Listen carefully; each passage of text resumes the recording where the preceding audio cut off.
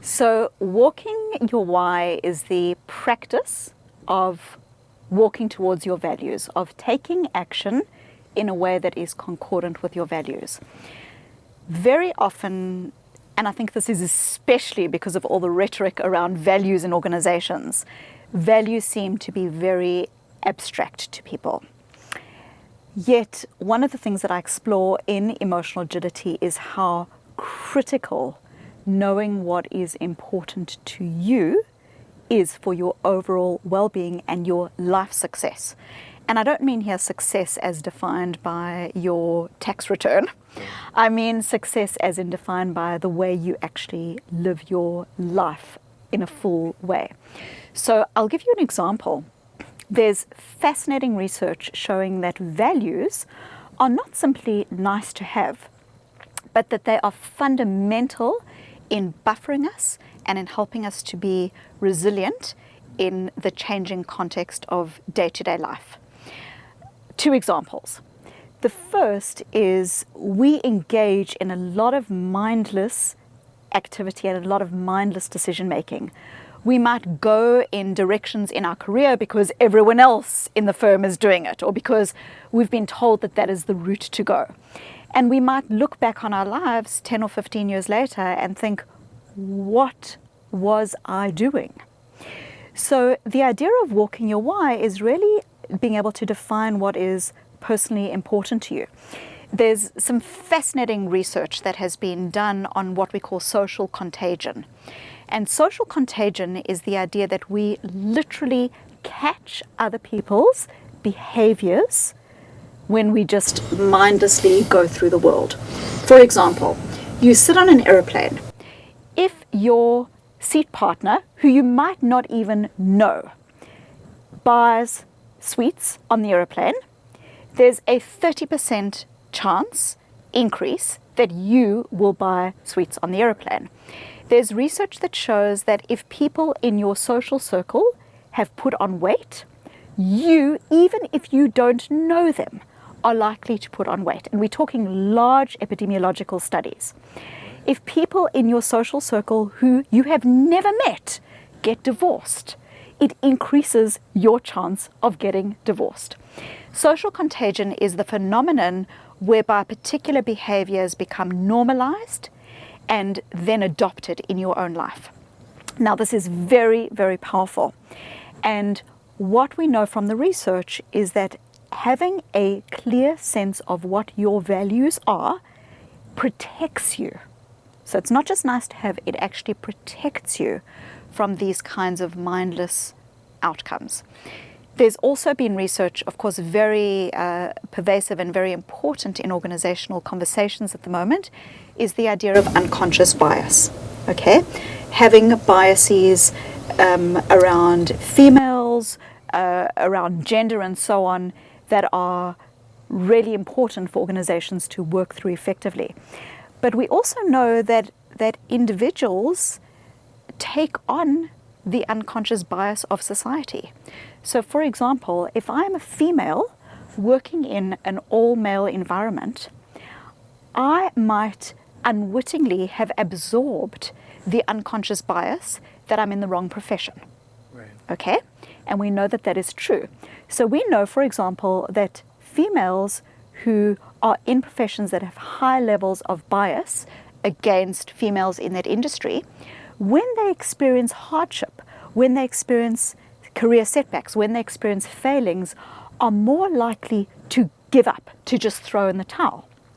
However, if they've done a very simple exercise of articulating why it is that they are in that profession, why it is that they believe in the work that they do, that when they experience those failings and hardships, those values actually protect them from then just giving up and throwing in the towel. Right. So values are not just nice to have, they are critically important to our life effectiveness. Yeah, you talk about, actually if we can just talk about women in business for a moment. Sure. Obviously, we are at LeadersIn making sure we interview try and interview as many diverse ranges as we possibly can. But what's your thoughts on how can we ever live? I mean, I've got a little son and a little daughter. The idea that my daughter hasn't got equality or equal opportunities as my little son drives me nuts. But how do you think we're going to get to a world where there is equality? And I know we're making steps, and the case for equality is linking down to P&L between boards and P&L is there, but there is this unconscious bias still in business. So how do we overcome this? So I feel very strongly about this issue. I see women's rights as human rights. I don't see them as separately women's rights. These are human rights, because I don't believe that it is good for any of us to exist in a world in which people are discriminated against, raped, tortured, and so on, simply for being female. And I think that this conversation is actually a conversation that happens very early. When we get to organizations, it's fun, it's incredibly important. We should be having it at all levels of society. But I think, for example, with children, it's critically important to be having conversations with our sons as equally with our daughters around the individual qualities that a person brings to the table that are not about who they are in terms of their gender, but who they are as people. And I think that this is a critically important conversation to be having. Great. And we're going to get on to raising emotionally agile children then, but making sure they understand it's about the best brains for the role, whatever that is, as opposed to gender, sexual orientation, ethnic origins, or anything else, right? Yeah, I think that, one of the things I talk about in emotional agility is the idea of rigidity. And part of rigidity is going to quick biases and assigning people into categories, male, female. It's a sign of rigidity. And I know I've got an 8-year-old and a 2-year-old, and I'm very, very mindful to not have conversations about that's a boys thing or that's a girls thing in any aspect, because I think it can just as easily harm boys when you start saying things like, well, that's a, no, it's a your thing. If it's something that you believe in, you need to walk your why. Yeah, that's right.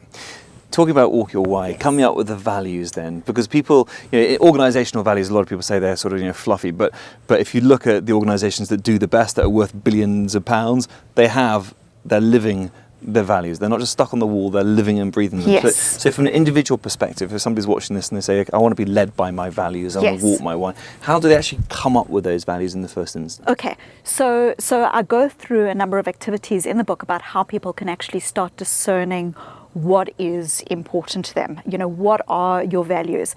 But one of the most important things that I talk about in relation to this is that values are not something that you have on the proverbial wall, but the wall in your life. Rather, they are qualities of action. So what I mean by this is, say your value is around health, or say your value is around inclusiveness. When you go into your next meeting, you are able to make what I call a toward move, which is a move toward your values, or an away move. They are qualities of action. So one of the things that I talk about in emotional agility is the concept of choice points. That when you are, for example, an individual who believes in learning and contribution, and you're sitting in that meeting and you have that sense of, I'm just a fraud, or gee, I've just been undermined. You are at a choice point. The choice point is, do you move toward your values? So even though you're having this thought, even though you're having this voice, do you still continue to contribute? Or do you move away from your values and shut down? So values are qualities of action. You, in the moment, make a choice that is toward what is important to you or away. Fantastic. So I think it's an excellent point. We interviewed Sir Terry Leahy, former CEO of Tesco, who said that he's a self-proclaimed shy guy. He's the most introverted CEO he knows, but he managed an organisation of 300,000 people. So he believes in communications, massive, there's very strong value on communication internally and externally, and that's what got him out of his shell, is that value sort of transcended, or the sort of the concern of shyness that he had inside. That's an exact example of not being driven by your thoughts, emotions, concern, and choosing to walk your why, choosing to walk towards what's important to you, sometimes even despite your thoughts and emotions. Yeah, perfect.